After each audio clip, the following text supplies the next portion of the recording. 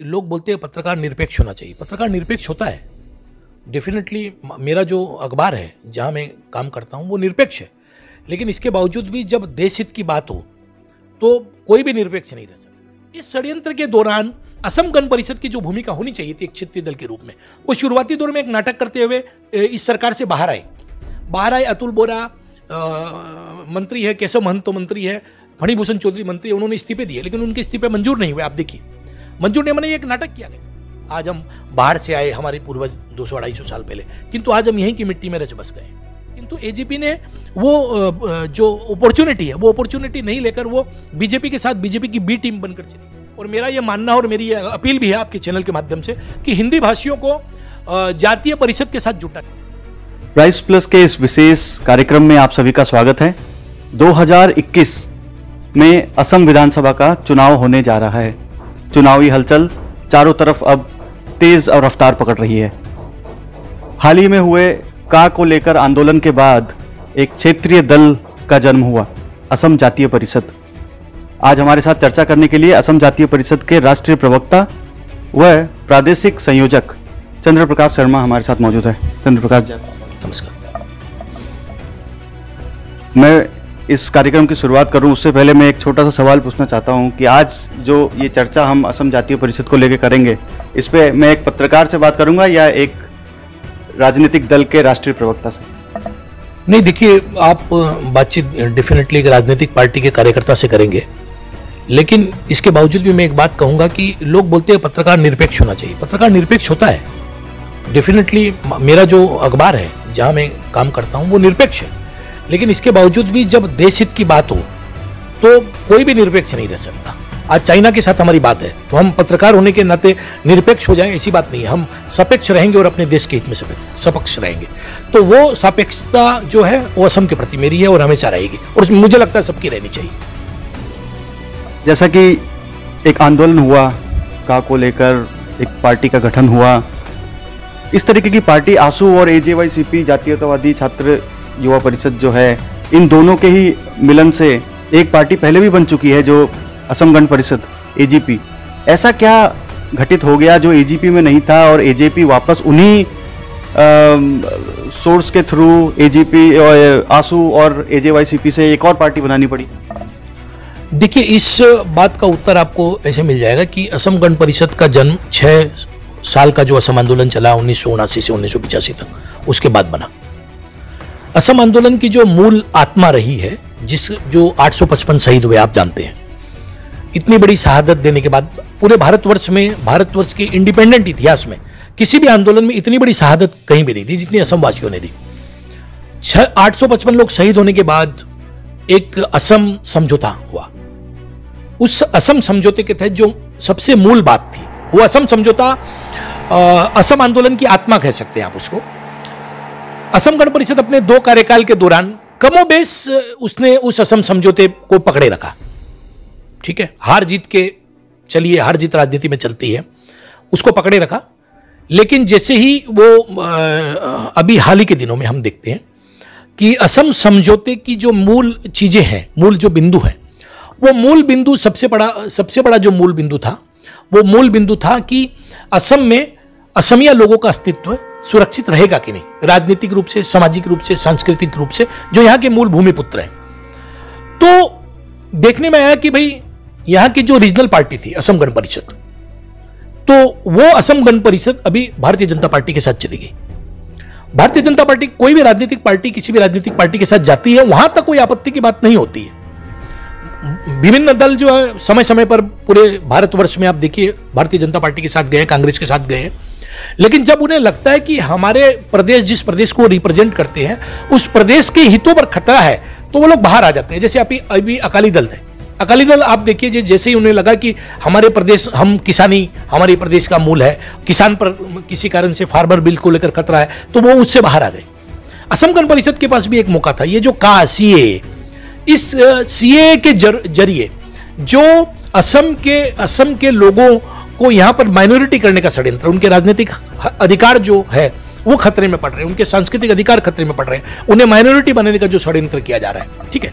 इस षड्यंत्र के दौरान असम गण परिषद की जो भूमिका होनी चाहिए थी एक क्षेत्रीय दल के रूप में, वो शुरुआती दौर में एक नाटक करते हुए इस सरकार से बाहर आए। अतुल बोरा मंत्री है, केशव महंतो मंत्री है, फणिभूषण चौधरी मंत्री है, उन्होंने इस्तीफे दिए, लेकिन उनके इस्तीफे मंजूर नहीं हुए। आप देखिए, मंजूर नहीं मैंने एक नाटक किया गया, थोड़े दिन बाद में वापस उसमें चले गए। मुझे लगता है कि अगर असम गण परिषद एक क्षेत्रीय दल के रूप में अपनी भूमिका निर्वाह करती, असम के लोगों के राजनीतिक सामाजिक जो अधिकार है उनको सुनिश्चित करने के लिए इस पार्टी से बाहर निकलती, इस गठबंधन से बाहर निकलती और अपनी लड़ाई लड़ती असम के लोगों को साथ में लेकर, तो शायद आज एक नई पार्टी के गठन की जरूरत नहीं पड़ती। आज इस पार्टी के गठन की जरूरत इसलिए पड़ी है क्योंकि असम के लोगों के राजनीतिक सामाजिक सांस्कृतिक अधिकार खतरे में है, बोल के एक नई दल के गठन की जरूरत पड़ी।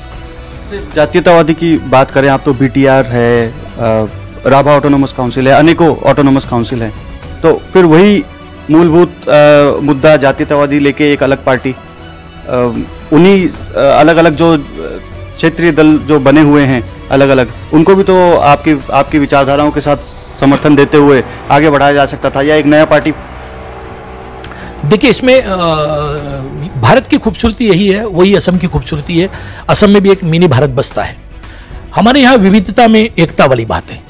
असम में भी विविधता में एकता है। बोडो है, चाय जनजाति है, राभा है, मिसिंग है, देवरी है, काछारी है, विभिन्न जाति जनगोष्ठी है। सबकी अपनी अपनी पहचान है, वो सबकी अपनी अपनी आइडेंटिटी है। बोडो लोगों को है, BTR है, वहाँ पर अपनी आइडेंटिटी है, राभा की अपनी आइडेंटिटी है। तो ये सारी आइडेंटिटी जो है, इसमें आप हिंदी भाषियों को भी जोड़ ले, उनकी भी अपनी एक आइडेंटिटी है। आज हम बाहर से आए, हमारे पूर्वज 200-250 साल पहले, किंतु आज हम यहीं की मिट्टी में रच बस गए। तो हम सबकी एक अपनी आइडेंटिटी है। उस आइडेंटिटी को एकजुट करते हुए हम एक असम का निर्माण करते हैं, एक बोर अखोम जिसको हम लोग बोलते हैं, बृहत्तर असम, असमिया जाति। तो हम सब मिलकर एक असमिया जाति है।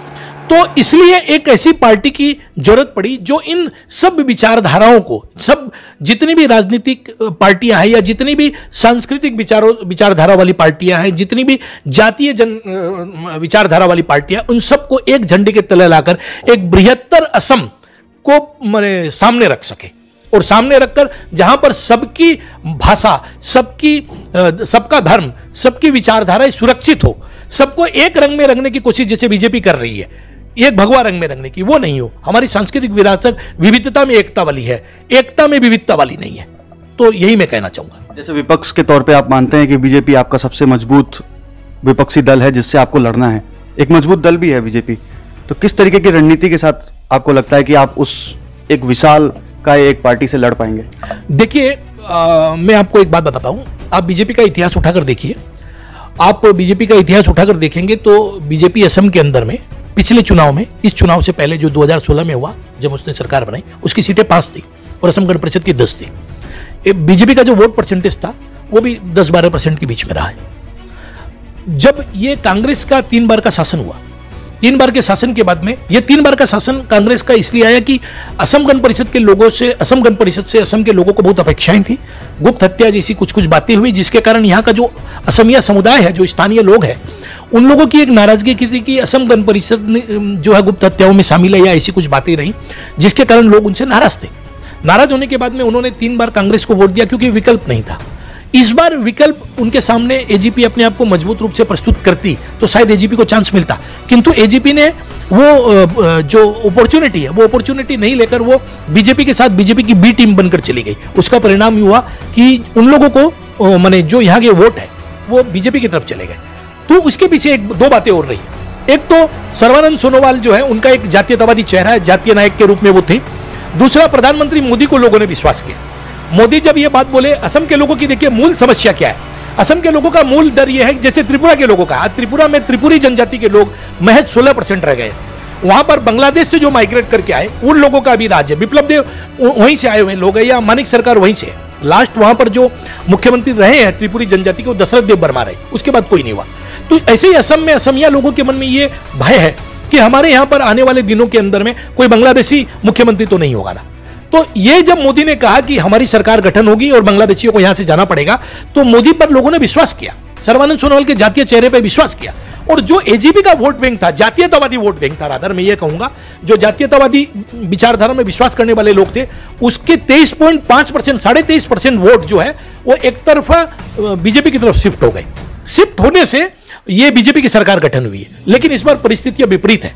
इस बार क्या हुआ है कि अब बीजेपी के सामने एक चुनौती है असम जातीय परिषद के रूप में, और जातीयवाद और बीजेपी ने जितने वादे किए यहां के लोगों से कि भाई यहां से विदेशी जाएंगे, एक भी विदेशी नहीं गया, उन लोगों ने फिर अब हिंदू मुसलमान के नाम पर जो है एक सीए बिल ले आए। उस सीए बिल लाकर जो है ये यहां पर बांग्लादेशियों को बसाना चाहते हैं। 31 दिसंबर 2014 तक बांग्लादेशियों को यहां पर रखना चाहते हैं।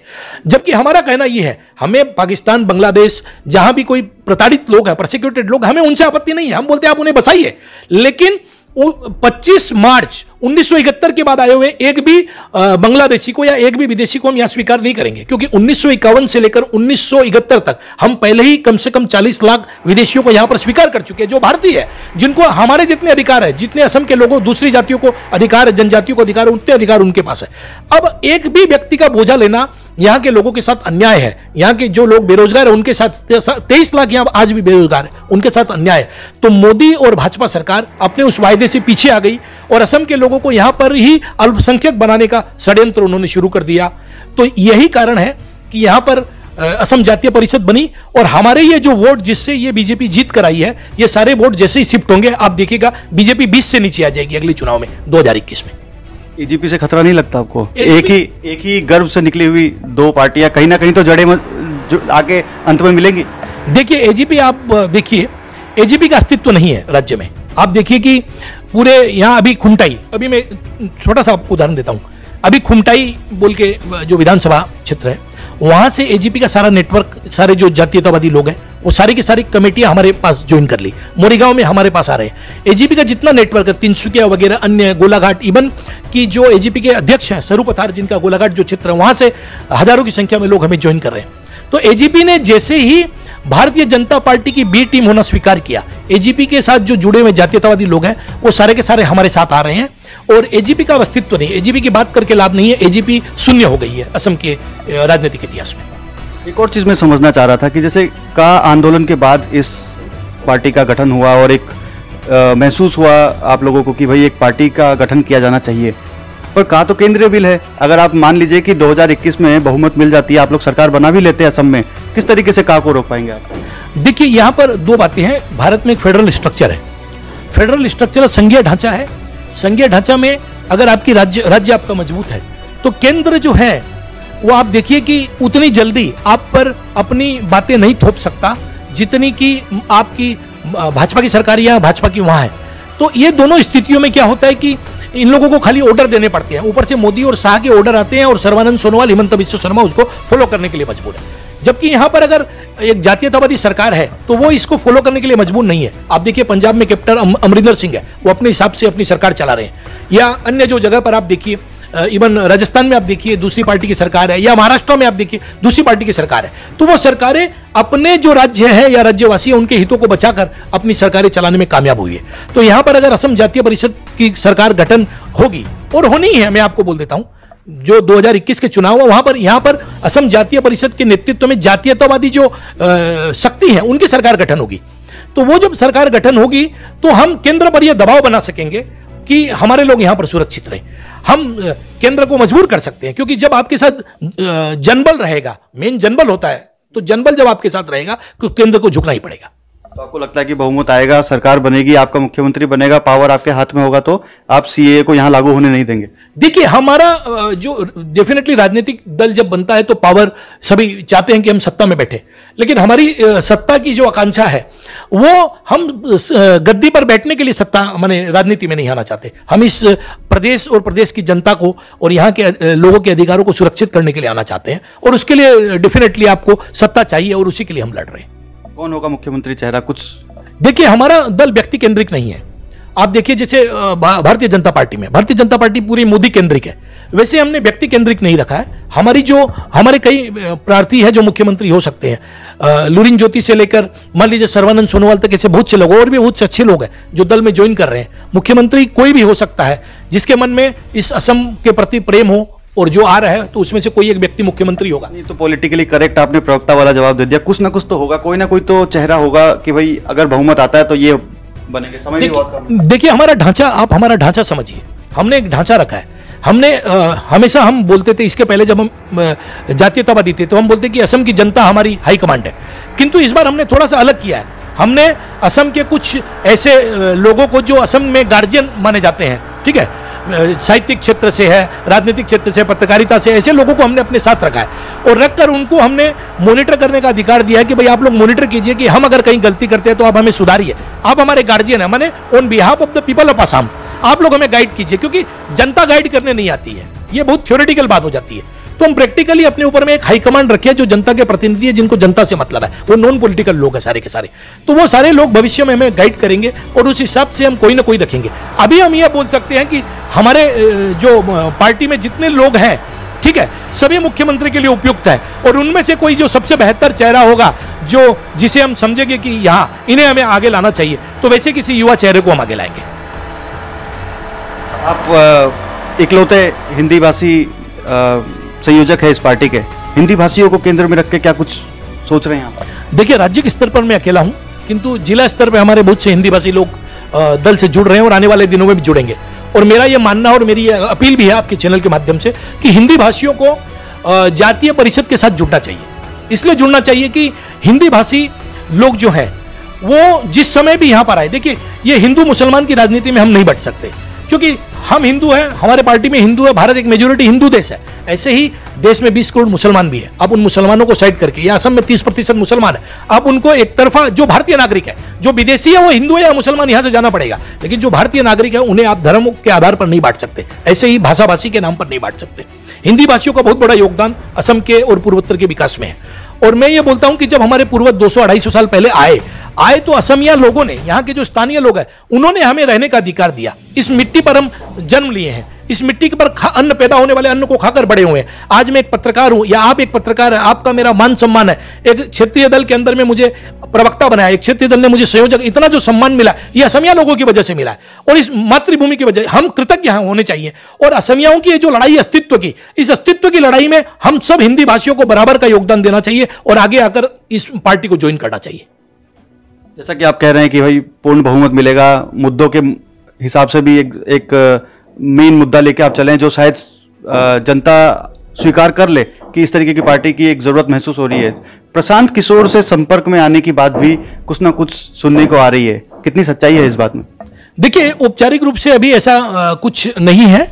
वैसे आजकल सभी पार्टियां किसी न किसी रणनीतिकार को लेती हैं, तो ऐसे अगर किसी रणनीतिकार के साथ हम संपर्क करते भी हैं भविष्य में, अगर ऐसा कुछ होता भी है तो ये कोई गलत बात नहीं है, क्योंकि आजकल चुनाव जो है वह पहले के जो परंपरागत चुनाव है उससे एकदम अलग हो गए हैं, बहुत ही एडवांस स्टेज पर हो गए हैं और चुनाव जो है बहुत ही डिजिटल हो गए हैं, आप ये बोले तो आपको जो नए जमाने की लड़ाई है उसको नए तरीके से लड़ना पड़ेगा और असम के युवाओं को साथ में लेकर हम नई लड़ाई और असम के हितों की इस जो निर्णायक लड़ाई है, जिसे हम कहते हैं कि सरायघाट का असली युद्ध अब होगा। और दिल्ली में बैठे, चाहे वो मोदी जी हों या अमित शाह जी हो, दिल्ली में बैठे जो लोग हैं वो हमेशा असम के लिए मुगल रहे हैं। वापस असम के लोग लाचित बरफुकन या चिलाय राय की तरह नई लड़ाई को नई तरीके से लड़ेंगे और जीतेंगे। मैं एक सवाल मैं पूछना चाहता हूं कि अब आगे की टाइमलाइन क्या है आपकी पार्टी की, क्या कार्यक्रम होने वाले हैं, कैसे होगा, किस तरीके से सारी चीज़ों को प्लान किया जाएगा, क्योंकि 2021 दस्तक दे रहा है? देखिए हमारा जो है सांगठनिक जो ढांचा है वो तैयार हो रहा है। हम सांगठनिक रूप से हर जिले में हमारी उपस्थिति हो रही है और हम बहुत मजबूत हैं। 126 की 126 सीटों पर जातीयतावादी शिविर का एक जॉइंट उम्मीदवार, कॉमन उम्मीदवार हम रखेंगे और जितने भी जातीयतावादी दल है, संगठन है, विचार वाले लोग हैं, उन सबको हम साथ में लेंगे, साथ में लेकर इस लड़ाई को असम के हितों के लिए लड़ेंगे। और मैं आपको ये बता देता हूं कि सांगठनिक स्थिति में भाजपा मजबूत हो सकती है, किंतु हम ये बोलते हैं कि हम उनसे कम कहीं भी नहीं है, हम उनके बराबर मजबूती में चल रहे हैं। और आने वाले दिनों में ये जितने भी बाकी दल है, कांग्रेस हो या एजीपी हो या अन्य जो दल है, ये सारे पीछे छूट जाएंगे, या AIUDF हो, ये सारे पीछे छूट जाएंगे। सीधी टक्कर हमारी और भाजपा की होगी, जिसमें हम असम के लोगों की सहयोग से जीतेंगे और अपनी सरकार गठन करेंगे। आपको इस राजनीतिक सफर में राइज प्लस की तरफ से बहुत बहुत शुभकामनाएं और हमें समय देने के लिए बहुत बहुत धन्यवाद। धन्यवाद, आपको भी बहुत बहुत धन्यवाद। आपके माध्यम से मेरी बातें लोगों के पास जाएगी और उन सबको मैं विश्वास दिलाना चाहता हूं कि असम जातीय परिषद असम में रहने वाले सभी भाषा भाषी और विचारों के लोगों के अधिकारों को सुरक्षित करते हुए आगे बढ़ेगी। धन्यवाद।